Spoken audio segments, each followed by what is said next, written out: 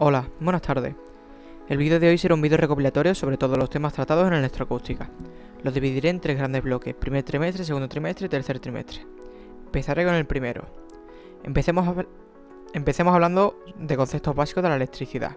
La electricidad se produce por el movimiento de los electrones en un circuito, y esto se produce gracias a una diferencia de potencial. ¿Y cómo ocurre esto? Pues hay que hablar del átomo.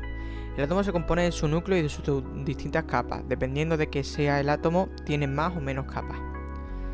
El núcleo se compone de neutrones y protones, y en sus capas se encuentran los electrones. La reactividad del átomo se encuentra en la capa de valencia. Si hay más protones que electrones, el átomo tiene una carga positiva, y si tiene más electrones que protones, negativa. Para crear esta diferencia de potencial, los electrones buscan ir a la mayor estabilidad posible, y esto es un átomo con más protones. Entre un átomo con exceso de electrones y uno con exceso de protones se crea una diferencia de potencial, y ahí se crea la corriente eléctrica. Existen dos tipos de corriente, la continua y la alterna. La corriente continua se mueve en una sola dirección, mientras que en la alterna el flujo de electrones cambia de dirección continuamente, oscila en el tiempo. La continua la podemos encontrar, por ejemplo, en las pilas para el mando a distancia, y la alterna en los enchufes de nuestras casas. Dentro de la alterna encontramos la corriente alterna monofásica y trifásica. Se diferencian en sus valores. La monofásica se utiliza más en el uso doméstico, lleva 230 voltios aproximadamente entre fase y neutro, con una frecuencia de 50 a 60 Hz, en España 50 Hz. La trifásica se utiliza más en la industria, con unos valores de 380 voltios entre fase y 230 voltios entre fase y neutro, con la misma frecuencia que la monofásica. La monofásica cuenta con 3 pines, fase, neutro y tierra, mientras que la trifásica cuenta con 5, 3 fases, neutro y tierra.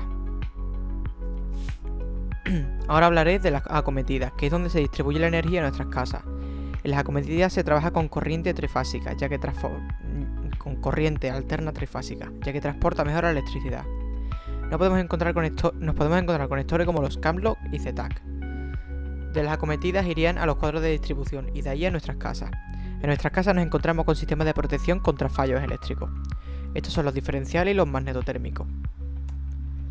Los diferenciales miden la corriente que entra y sale del circuito. Si no es la misma, lo detecta como fuga y ahí saltaría el interruptor del diferencial.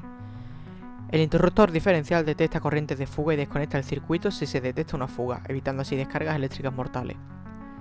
Lo que hace el diferencial es medir la diferencia de intensidad entre la que entra y sale de él. Y si detecta que existe una diferencia de intensidad superior a la que se especifica por el propio diferencial, lo interpreta como que hay una parte de la corriente que se ha fugado y cierra el circuito. Por otro lado, los interruptores magnetotérmicos protegen contra sobrecargas y cortocircuitos, actúan como guardianes de tu circuito y evitan daños mayores. Se dividen en dos partes, parte magnética y térmica. La magnética detecta una subida repentina de la tensión y salta ante ella, y la térmica es de una forma más paulatina, derritiendo este componente térmico cuando hay un sobrecalentamiento. Es decir, las diferenciales te protegen a ti y los magnetotérmicos tus aparatos eléctricos. Esto sería un resumen de los datos en el primer trimestre. Ahora vamos con el segundo. El segundo se centró en la cadena de sonido y en sus distintas partes. Empezaré hablando y explicando de cada parte. Se vio un nuevo aparato llamado preamplificador. Este aparato sirve para llevar una señal, por ejemplo de un micrófono, a un nivel de línea que puede procesar una mesa de mezclas correctamente. En resumen, lo que hace es aumentar el voltaje de la señal. Pero lo que más se vio en este trimestre fueron las características técnicas de los distintos dispositivos de la cadena. Para poder hacer un buen conexionado de nuestra cadena y comprar aparatos que sean coherentes unos con otros, debemos tener en cuenta y conocer los siguientes conceptos: fuentes de voltaje, entradas diferenciales, voltajes, PIC, RMS, DBU y DBV, sistemas lineales y no lineales, respuesta de frecuencia y patrón polar, THD, SNR y voltage gain. Esto no es más que para saber leer las especificaciones de nuestros aparatos de la cadena, conociendo su fidelidad entre lo que entra y lo que sale y sus distintos valores de voltaje. Imaginemos una cadena que empieza por un micro, va a un preamplificador y luego a la mesa. Empezaré hablando de las fuentes de voltaje. Las fuentes de voltaje surgieron con la aparición de los transistores, ya que antes se trabajaba con potencia y era muy tedioso y difícil. Para hablar de las fuentes de voltaje también debemos hablar de la impedancia. Y es que para conectar un eslabón con otro hay que tener en cuenta que la impedancia de lo que entra al amplificador, en este caso señal de micrófono, debe ser al menos 10 veces la de salida del micro. También debemos fijarnos en la respuesta a frecuencia del micro, para ver si es más o menos fiel a la realidad. Mientras más recta sea la línea que se mantiene en 0 dB, más fiel es, pero normalmente suele haber picos en los micros de gama baja y media en la zona más aguda. En la linealidad también entran el THD y el SNR.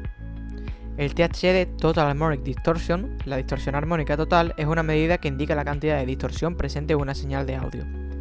Se expresa como un porcentaje y presenta la relación entre la suma de las potencias de todas las frecuencias armónicas presentes en la señal y la potencia de la frecuencia fundamental. En términos simples, el THD cuantifica cuán pura es una señal de audio. Una señal pura tiene un THD cercano a 0%, lo que significa que prácticamente no hay distorsión. Y una señal con un THD alto tiene más componentes armónicos adicionales que no estaban en la señal original, lo que puede resultar en una calidad de sonido degradada. El SNR, Signal Noise Rate, la relación señal-ruido. Se utiliza para comparar el nivel de una señal deseada con el nivel del ruido de fondo. Se expresa en decibelios y cuantifica cuán clara y libre de ruido es la señal. Un valor alto de SNR indica que la señal es mucho más fuerte que el ruido, lo que implica una alta calidad de señal. Sin embargo, un valor bajo de SNR sugiere que el ruido es comparable en nivel a la señal, lo que puede resaltar una calidad de señal pobre. Ahora hablaré de las entradas diferenciales, que hay que tener en cuenta que solo hacen su trabajo correctamente si se les conecta una señal balanceada. Aunque podrías conectar una señal desbalanceada a una entrada balanceada, pero sería lo mismo que si la conectas a una desbalanceada. Para saber cómo funciona una entrada diferencial, pondremos de ejemplo la entrada XLR del preamplificador de la mesa. La señal en el XLR es balanceada, 3 pines. Entonces ello fluye la misma señal, que una de ellas será usada para la entrada diferencial de la mesa para invertir su fase, restarle y anular el ruido y doblar la amplitud de la señal.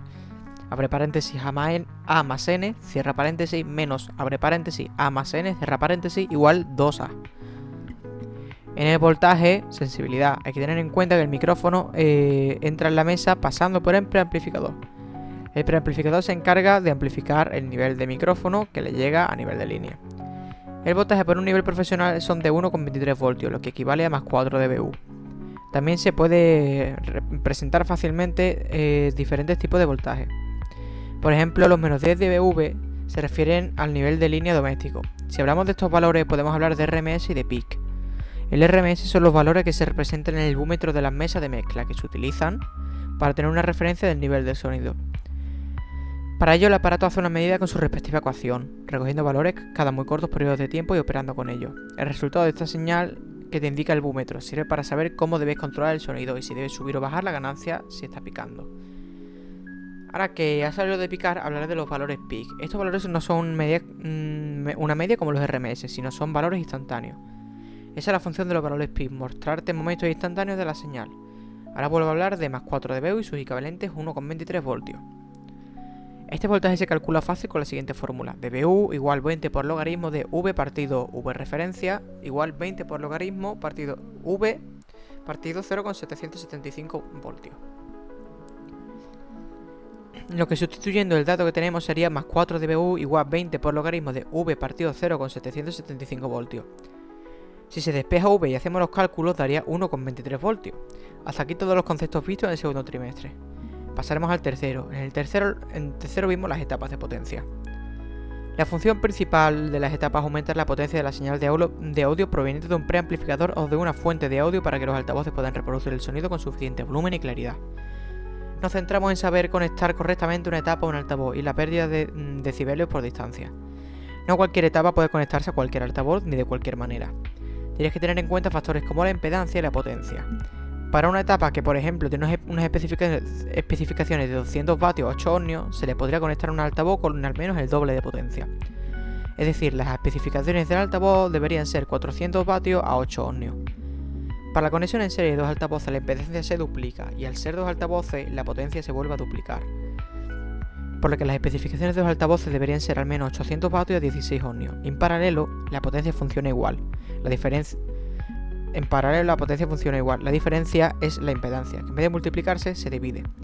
Es decir, las especificaciones del altavoz deberían ser 400 vatios a 4 ohmios. Y hasta aquí el resumen del año de electroacústica. Espero no haberme dejado nada y que se haya entendido todo bien. Hasta la próxima.